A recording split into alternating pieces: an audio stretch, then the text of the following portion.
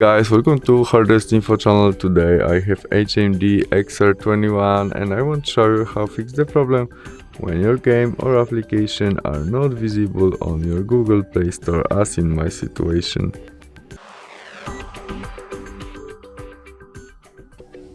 To fix it, go back to the main menu, open Settings application and Settings application, but go back to the main menu and tap on your photo on the right corner and there choose Settings application in our Google Play Store. In it, Family and their parental controls.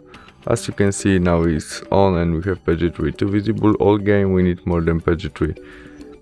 To change it, tap on it, enter our connect pin to parental control and we can easily change it from page tree to maybe allow all included underrated, configure coded and save.